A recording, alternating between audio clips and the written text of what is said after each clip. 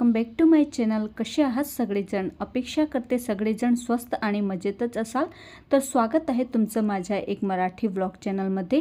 तर आज सुट्टीचा दिवस आहे, म्हणजे आज संडेचा दिवस आहे आणि सकाळी मस्त अशी देवपूजा करून घेतली आणि सुट्टीचा दिवस असला म्हणजे सगळं थोडंसं निवांतच होत असते। आज एक मस्त भन्नाट नाश्त्याची रेसिपी तुमच्यासोबत शेअर करते। तर त्यासाठी अर्धा किलो तांदळाचं पीठ घेतलेलं आहे। तर मी थोडा जास्त क्वांटिटीमध्ये बनवत आहे, तुम्हाला कमी बनवायचं असेल तर पीठ थोडं कमी घ्या।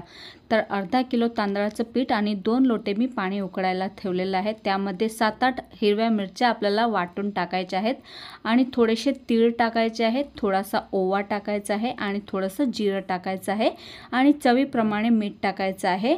तर मी 1.5 चमचा मीठ टाकलेलं होतं आणि सगळं पाण्यामध्ये मस्त मिक्स करून घ्यायचं आहे आणि 5 ते 10 मिनिटापर्यंत याला चांगलं खडखडीत उकळू द्यायचं आहे। लक्षात ठेवा 5-10 मिनिटापर्यंत चांगलं खडखडीत उकळू द्यायचं आहे, म्हणजे जेवढेही जिन्नस आपण टाकलेले आहेत सगळ्यांचा फ्लेवर पाण्यामध्ये उतरतो आणि मग हे पाणी आपल्याला तांदळाच्या पिठामध्ये टाकायचं आहे। थोडं थोडं करूनच टाकायचं, सगळं एकाच वेळेला टाकायचं नाही, कारण की पिठामध्ये पाणी कमी जास्तही लागू शकते। तुमचे तांदूळ किती जुने होते त्याप्रमाणे पाणी लागत असते। तर माझे थोडेसे जुने तांदूळ होते त्यामुळे पूर्ण पाणी याला लागलेलं आहे आणि अशा प्रकारे अंदाजानेच मी 2 लोटे पाणी घेतलं होतं, तरी सुद्धा अगदी बरोबर पाणी झालं होतं।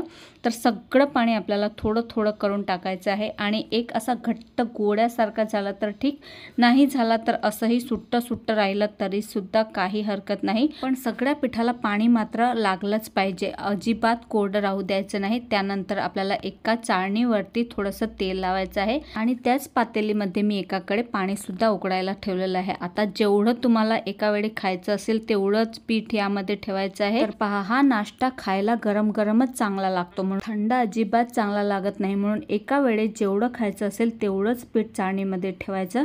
आणि जर चाळणी नसेल तर तुम्ही हे इडलीच्या कुकरमध्ये सुद्धा बाफू शकता। इडलीच्या कुकरमध्ये तर एकाच वेळेस 2-3 बॅचमध्येही आपण या पिठाला बाफू शकतो, पण याद ठेवा गरम गरमच हा नाश्ता चांगला लागतो, म्हणून एका वेळेस जेवढं खायचं असेल तेवढंच पीठ चाळणीवरती ठेवायचं आहे। मग गरम पाण्यावरती ही चाळणी ठेवायची आहे आणि याला झाकून अगदी 5-7 मिनिटापर्यंत होऊ द्यायचं आहे। जास्त काही उशीर लागत नाही याला व्हायला। तर पहा, आता पीठ बाफायला 5-7 मिनिटं लागणारच आहे, तर तेवढा वेळ शिल्लक होता तर तो वेळ कशाला वाया घालवायचा, म्हणून म्हटलं चला हे फुलं कालच मिस्टर घेऊन आले होते आणि अशीच पिशवीत मी ठेवून दिली होती फ्रीजमध्ये। तर आता त्याला मस्त डब्यामध्ये रचून ठेवायची होती, तर म्हटलं चला हे काम हे आपलं होऊन जाईल, तेवढा वेळेचाही सदुपयोग होईल। आणि एवढी फ्रेश मस्त 2-3 प्रकारची फुलं आणली होती। आता 2-3 दिवस तरी मला देवांना फुले वाहायची टेन्शन नाही, मस्त रोज वेगवेगळी फुले देवांना वाहणार आहे आणि चांगल्या प्रकारे ह्या डब्यामध्ये ठेवून दिली की अगदी 8 दिवसापर्यंत फुलं फ्रेश राहतात, म्हणून डब्यात ठेवून दिली। असेही मी रोजच देवपूजा करताना फुले वाहत असते, म्हणून मला फुलं नेहमी लागतच असतात। तर 4-5 दिवसाची असे मिस्टर आणून देतात, तर ते मी अशा प्रकारे डब्यात ठेवून देते, म्हणजे अगदी ताजे तवाने राहतात फुले। आणि असेही रविवारचा दिवस म्हटलं म्हणजे मला तर भरपूर कामे असतात एक्स्ट्राची, कारण की शनिवारी आम्ही सगळा आठवड्याचा भाजीपाला घेऊन येतो, तोही साफ करून नीटनेटका करून फ्रीजमध्ये ठेवायचा असतो। काही आठवड्याभरात लागणारे वाटण सुद्धा बनवून ठेवायचं असते, जसे की अद्रक लसूण मिरचीची पेस्ट म्हणा किंवा अद्रक लसूणची पेस्ट म्हणा, आणि बरेचसे असे कामे असतात जे आपल्याला आठवड्याभराची करून ठेवावी लागतात। तर मी रविवारीच सगळे करत असते। चला, बोलता बोलता पीठही मस्त बाफून झालेलं आहे। आता एक बेच काढून झाले की मी लगेच दुसरी बेच सुद्धा यामध्ये टाकून देणार आहे, कारण की हे खाल्लं गेलं तोपर्यंत मग दुसरं सुद्धा होईल आणि मग गरम गरम खायला मिळेल। तर पहा, अगदी मस्त आपला खिच्चू बनवून तयार झालेला आहे।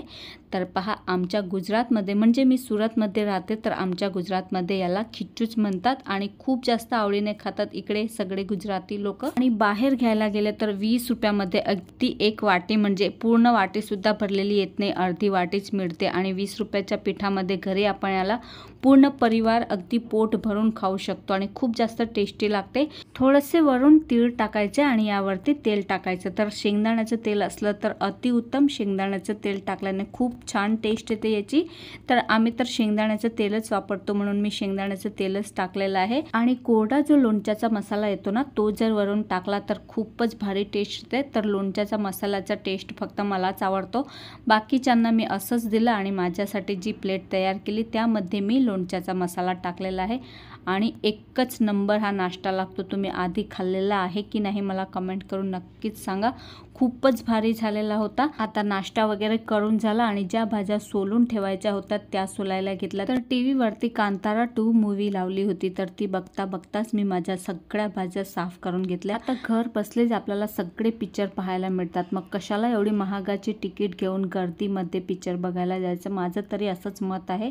तर चला, बरीचशी कामे मूवी बघता बघता केली, सगळ्यांनी मिळून आम्ही मूवी एन्जॉय केला आणि मला तर एवढा जास्त काही आवडला नाही। तर चला, असा गेला माझा कालचा रविवार। तर अजूनही बरीचशी कामे केली मी कालच्या दिवशी, पण सगळ्यांचं काही शूट घेतलं नाही। तर चला, माझा व्हिडिओ मी इथेच थांबवते।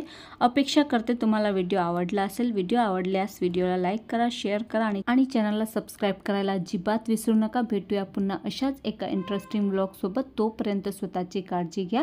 So take care friends and bye.